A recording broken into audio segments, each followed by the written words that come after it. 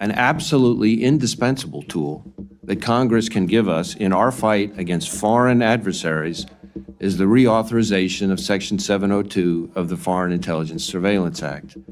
It is critical in securing our nation, and we are in crunch time with our 702 authority set to expire next week. So let me be clear, failure to reauthorize 702 or gutting it with some new kind of warrant requirement would be dangerous and put Americans' lives at risk. Section 702 of the Foreign Intelligence Surveillance Act was enacted to make it easier for the government to address foreign terrorist threats.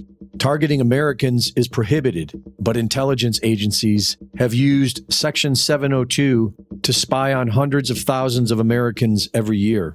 And this week, it's looking to get a lot worse.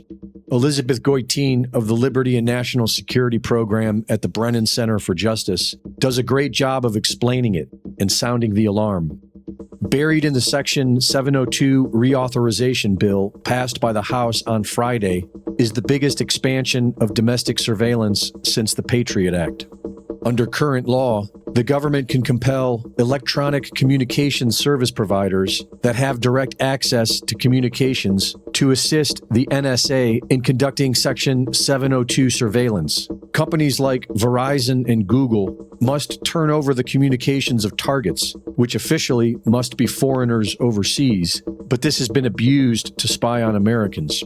By changing the definition of electronic communications surveillance provider, an amendment offered by House Intel committee leaders and passed by the House vastly expands the universe of entities that can be compelled to assist the NSA.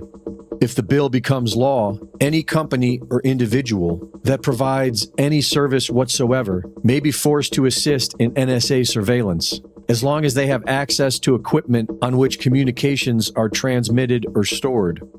When the amendment was first unveiled, civil liberties advocates noted that the provision would encompass hotels, libraries, and coffee shops, and so they were excluded.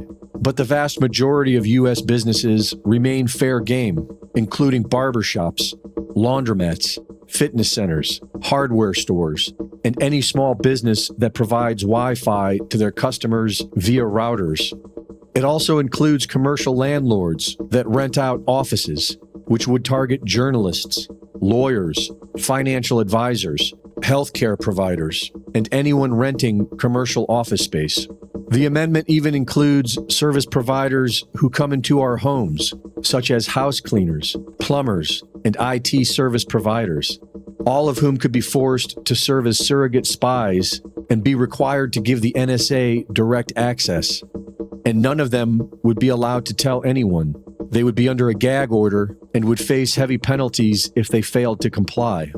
Having wholesale access to domestic communications, the NSA would then be on the honor system to retain only the communications of approved foreign targets. And we know from past experience that they cannot be trusted to do this. The Senate is scheduled to vote on the bill this week.